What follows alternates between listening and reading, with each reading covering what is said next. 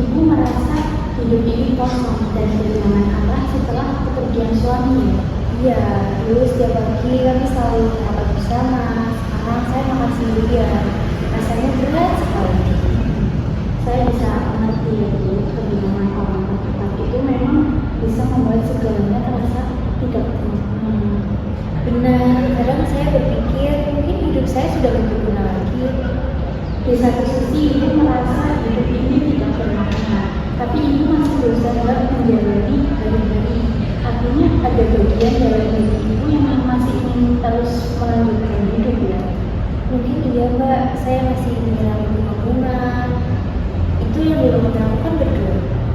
Nah itu bisa jadi perawatan itu bukan sekedar rutinitas, tapi cara ibu menjaga kenangan dan cinta yang masih ada saat tetap bersama suami ibu. Saya nggak pernah mikir begitu sih Mbak. Tapi ya juga ya, saya merasa tenang kalau di tangan.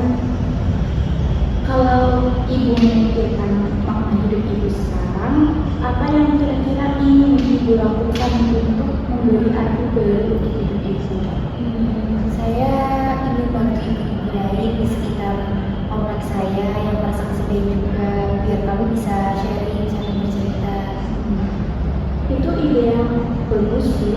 Dari rasa kehilangan, ibu justru menemukan semangat untuk memberi makna bagi orang lain.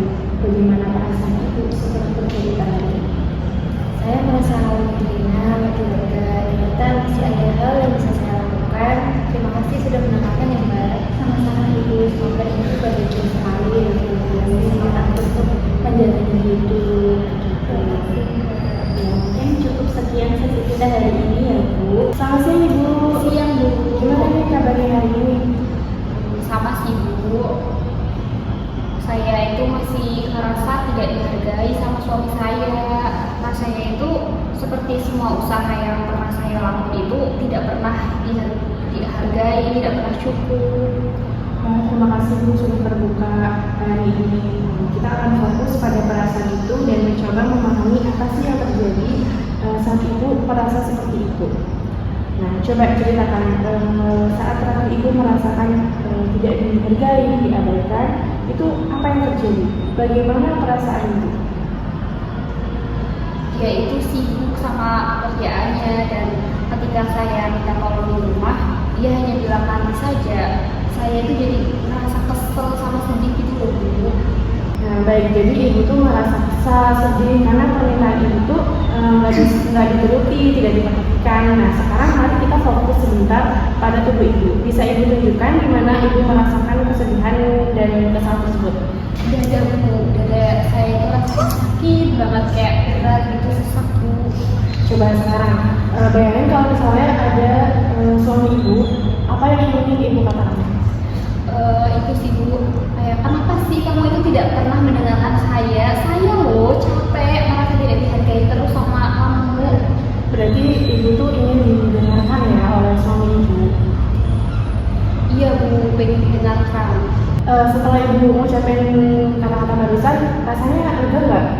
Iya Bu, rasanya lega banget, tapi ya juga takut kalau dia marah balik nanti ke saya. Baik, kita perhatikan perasaan takut itu juga. Bisa Ibu bayangkan apa yang membuat takut dan apa yang sebenarnya Ibu butuhkan dari itu? Sebenarnya sih ya itu Bu, saya ingin dihargai, didengar, tidak lebih kok dari itu Bu, cuma itu aja. Jadi Ibu sekarang sadar bahwa inti perasaan Ibu itu adalah ingin didengar, dihargai, dan ini muncul bersamaan dengan rasa kesal dan takut. Kesadaran ini adalah langkah awal untuk bisa berkomunikasi lebih jelas dengan suami Ibu. Ya rasanya sekarang tuh jadi lebih jelas Bu. Saya jadi tahu apa yang harus saya katakan kepada suami saya. Bagus Ibu, hari ini kita fokus pada apa yang Ibu rasakan dan butuhkan. Untuk pertemuan berikutnya, Ibu bisa mencoba menyampaikan perasaan ini dengan statement pada suami Ibu. Misalnya kayak, saya merasa ketika agar komunikasi lebih jelas. Terima kasih sudah terbuka hari ini. Ya terima kasih ya Bu, saya merasa lebih ringan sekarang.